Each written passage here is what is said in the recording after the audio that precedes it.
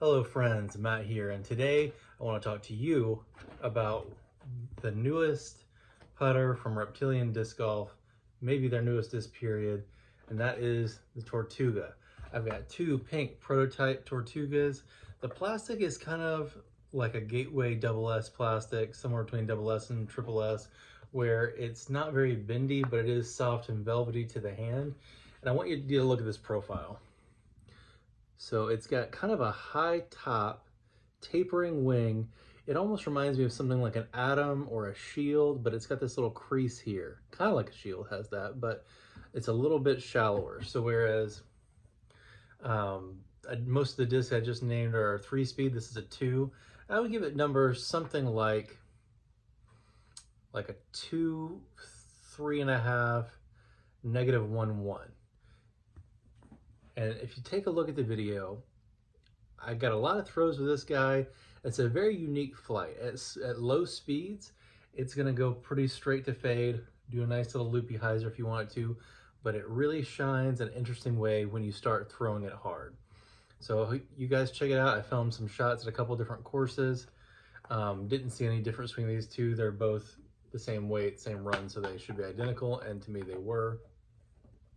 And I gotta say that holding up to some tree hits and a little bit of abuse, the base plastic did really, really well.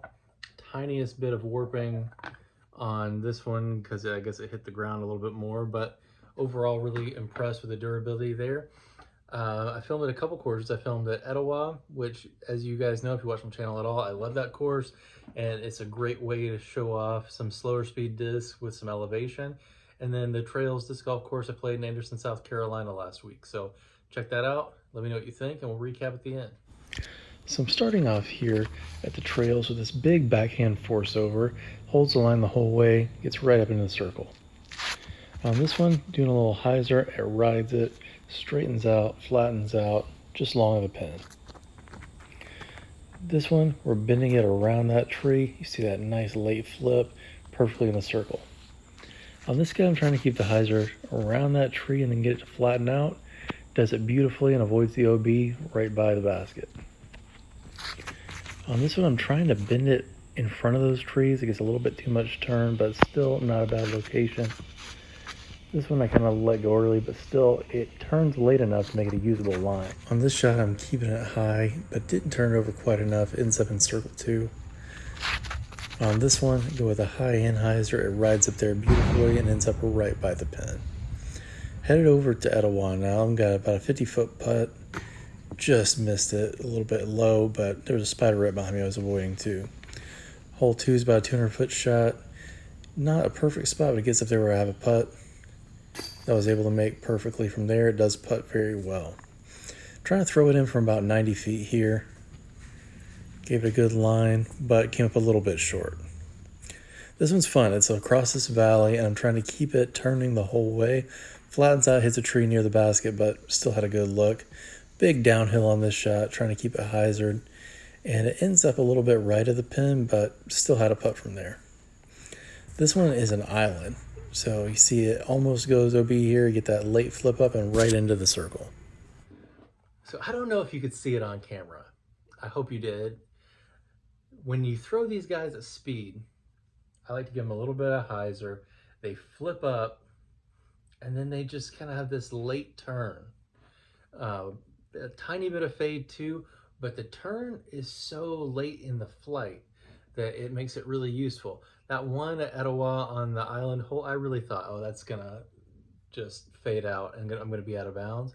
And it just goes right there and ended up 8 feet from the pin. So I can't say how impressed I am with this thing. It's such a unique flight. I've never thrown anything quite like it. I guess the closest thing would be like a beat-in JK ABR, but the feel's really different. Kind of like a Shield, but not quite as stable. Kind of like an Atom, but not quite as fast. There are several good discs that are close. One thing I thought was interesting is, even though it's a pretty aerodynamic wing, and it's like stable, it's not overstable, it's not understable, it's just stable. It doesn't have a ton of glide. I would say 3.5 on the glide is about all you get. I threw it hard. It went pretty far, but when I tried to push it past that like 250, 265 range, it just doesn't really do it. I think I got up to 270 one time on a slight downhill, but it really shines at those 150 to 250 foot shots and holds a straight line really, really well. And you can get it to manipulate those lines. I like it for the big Anheuser, which is not a shot that I throw a lot, but this did it awesome. And I might throw in the bag and ended up doing even more. When I putted with it, it's a really nice straight putter. It's very similar to a Swan or PA5 at putting, because you can just aim straight at the chain you want it to hit. And as long as you don't shank it or anything, that's where it's gonna go. It's not gonna fade out much. It's not gonna do anything goofy. But at higher speeds, it is more stable than either one of those discs. So thank you guys for watching. Have a great day, and the One Piece is real.